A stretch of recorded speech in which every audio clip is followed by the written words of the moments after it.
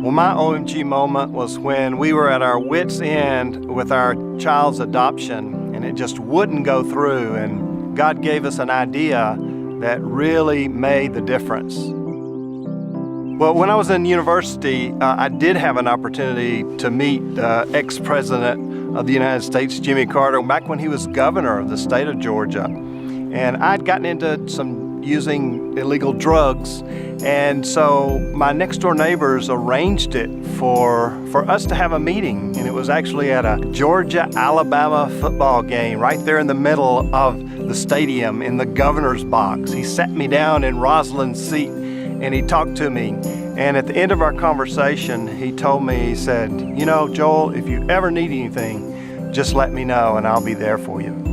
So fast forward several years, I became a Christian, married, met a beautiful Christian lady, and we moved to Peru as missionaries. My wife and I had been in Peru for several years, and we had adopted 2 kids there, and Samuel and Katie became a part of our family. And then Luke was our 3rd child, and adoptions in Peru are quite a process. I've got some of the old files that we worked so hard to achieve, and each document represents just going to offices time and time and again, and usually they were looking for a bribe or I don't know what, but we decided early on that we just were not going to pay a bribe, and we didn't want to finish the adoption with a guilty conscience. So we stuck to that rule, and so day after day I would go back to the courts, and I'd bring this paper and that paper.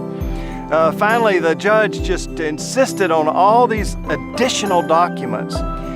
We did everything she asked and then some, but still the adoption just wouldn't go through.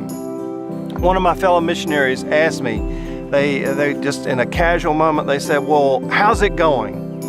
And I really had to be honest with them and just say, you know, I don't know of one more thing that I could do to make this adoption go through. And it was right then, in that moment, that God just gave me this idea, and it just popped into my head. And so I went home that night, and I called my mom, and I said, "Mom, I got this great idea. Get in touch with our next door neighbors and have them get Jimmy Carter, send us a letter of recommendation."